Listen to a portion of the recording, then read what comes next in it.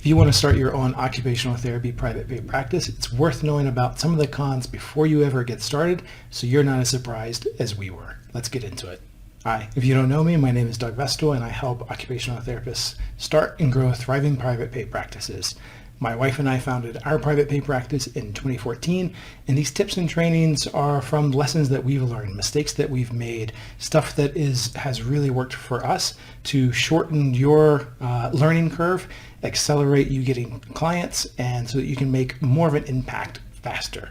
So let's jump into today's topic. Today's topic is all about the cons of starting your own private pay practice. Now, when you first start a private pay practice, you're of course extremely excited, but as the months go by and as the years go by, we've started to see that there are some cons. So this is by no means an exhaustive list, but this is our top 3 cons for operating our own occupational therapy private pay practice.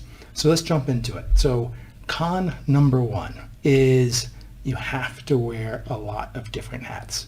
So if you are the type of OT who really just loves showing up at the clinic or the hospital, seeing your client for X amount of time and then leaving at the end of the day and not having to worry about where that client came from, booking that client, following up with the insurance companies, following up with marketing. If you just like to go in and provide service and not do anything else, which there's nothing the matter with that, then private pay practice maybe not for you.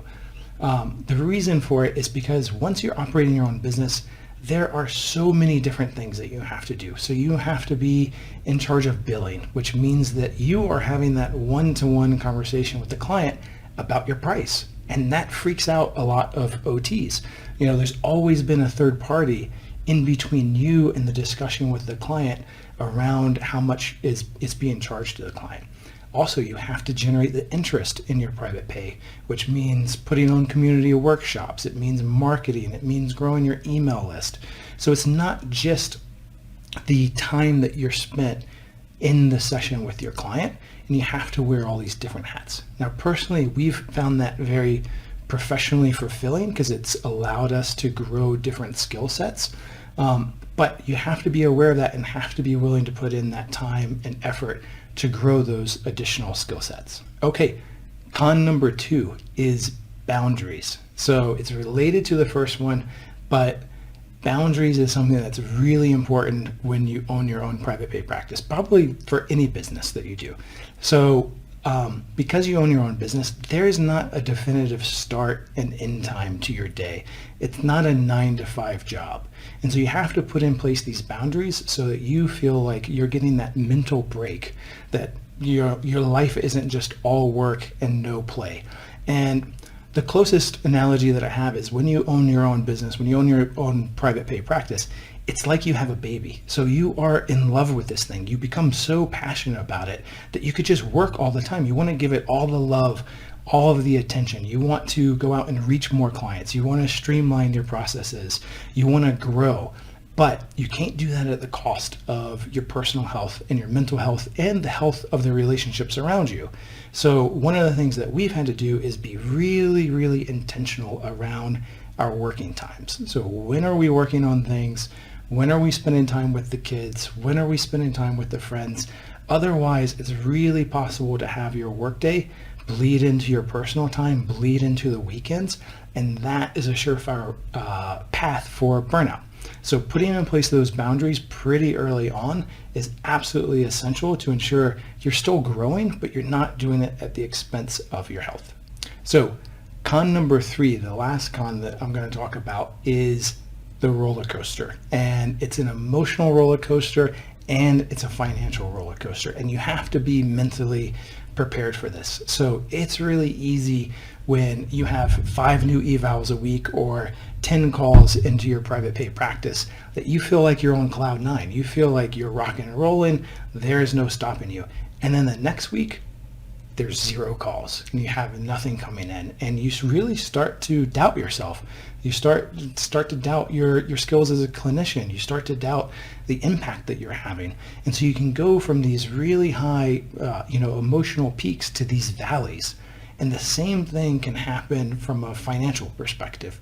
Because if you're seeing a lot of clients and you're keeping track of your expenses and keeping your expenses low, you may make a lot of money in your clinic over a week or 2 weeks or a month period. And then if new evals aren't coming in or if clients aren't rebooking, you face that lull from a financial perspective. And because you own the practice, that directly impacts you as the business owner, as any staff that you have to be able to pay. So planning for those emotional roller coasters and those financial roller coasters is absolutely essential. And on the financial front, that's where really rocking your personal finance habits becomes essential. So keeping track of your expenses, planning carefully, not taking undue risk so that you can weather these slow periods is absolutely essential to keeping your stress levels as low as possible when it comes to a money perspective. And you definitely want to keep your money, stress at a minimum.